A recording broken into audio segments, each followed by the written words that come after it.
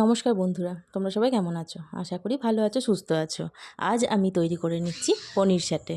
চলো আমার রান্নাঘরে আমি পনির স্যাটে কীভাবে তৈরি করেছি সেটা তোমাদের সাথে একটু শেয়ার করে নিই।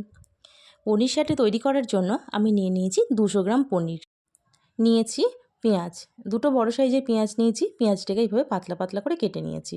আর নিয়েছি ক্যাপসিকাম, আমি একটা বড় সাইজের ক্যাপসিকাম নিয়েছি, ক্যাপসিকামগুলোকে এইভাবে পাতলা করে কেটে নিয়েছি। আর নিয়েছি দেখো স্টিক, নিয়ে নিয়েছি দই। আমি এখানে জল ঝরানো টক দই ব্যবহার করেছি, তোমরা কিন্তু অবশ্যই জল ঝরানো টক দই ব্যবহার করবে।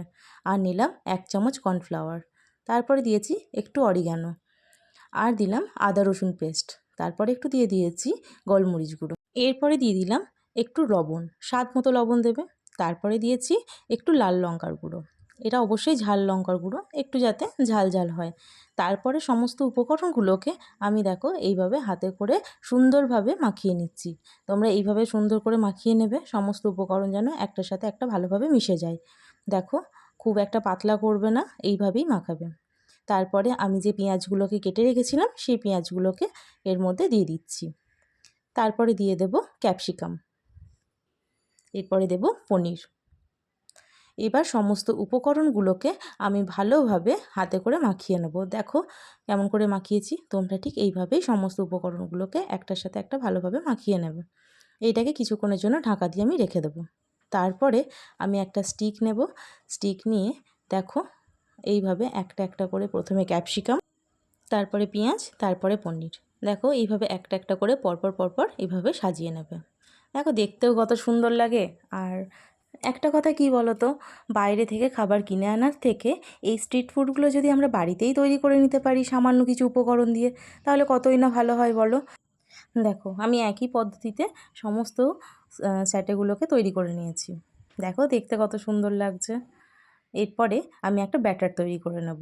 তার জন্য নিয়ে নিয়েছি 2 চামচ ময়দা, একটু গোলমরিচ গুঁড়ো, হাফ চামচ থেকেও কম লঙ্কা গুঁড়ো, 1 চামচ কর্নফ্লাওয়ার, দেখো আমি 1 চামচের থেকে একটু বেশিই দিলাম, আর নিয়েছি সামান্য একটু অরিগানো। এবার সমস্ত উপকরণগুলোকে আমি ভালোভাবে মিশিয়ে নেব। দেখো এইভাবে মিশিয়ে আমি একটা ব্যাটার তৈরি করে নেব। ব্যাটারটা খুব একটা পাতলা করো না, আর তবুও আমার একটু পাতলা হয়েই গিয়েছিল। দেখো আমি চামচে করে করে দিচ্ছিলাম, তারপরে একটা একটা করে স্যাটে নিয়ে এই রকম করে ব্যাটারটাকে চামচে করে করে পুরো স্যাটের গায়ে লাগিয়ে দেবে। দেখো কত সুন্দর হয়েছে। তো আমারটা একটু পাতলা হয়ে গেছিলো বললাম তোমাদের। তারপরে একটা কড়াই বসিয়ে তাতে সাদা তেল গরম করে আমি দেখো একটা একটা করে স্যাটে দিয়ে দিয়েছি। এবার স্যাটেগুলোকে হালকা আঁচে, লো থেকে মিডিয়াম আঁচে ভালোভাবে ভেজে ভেজে নিচ্ছি। একদিকটা ভাজা হয়ে গেছে, আমি অপর দিকটা উল্টে দিয়েছি। এইরকম করে তোমরা সমস্ত স্যাটেগুলোকে ভালোভাবে ভেজে নেবে। দেখো আমার ভাজা হয়ে গেছে, এবার আমি তুলে নিচ্ছি। এই একই রকমভাবে আমি সমস্ত স্যাটেগুলোকে ভেজে নেব। তারপরে দেখো আমি একটা সস তৈরি করে নেব। তার জন্য আমি কড়াইয়ে দিয়ে নিয়েছি টমেটো সস, 2 চামচ টমেটো সস দিয়েছি, হাফ চামচ থেকে 1 চামচ মতো সয়া সস দিলাম। এরপরে দিয়ে দেব অল্প একটু ভিনিগার, দেখো আমি 1 চামচ মতো ভিনিগার দিয়ে দিয়েছি। তারপরে দেব একটু চিনি। এরপরে দেখো সমস্ত উপকরণগুলোকে আমি ভালোভাবে মিশিয়ে নিয়ে একটা সস তৈরি করে নেব। তোমরা চাইলে এর মধ্যে একটু রসুন কুচি, একটু লঙ্কা কুচি দিতে পারো, তবে আমি সেটা দিইনি। রসুন লঙ্কা কুচি ছাড়াই আজকে নর্মাল সস তৈরি করে নিলাম।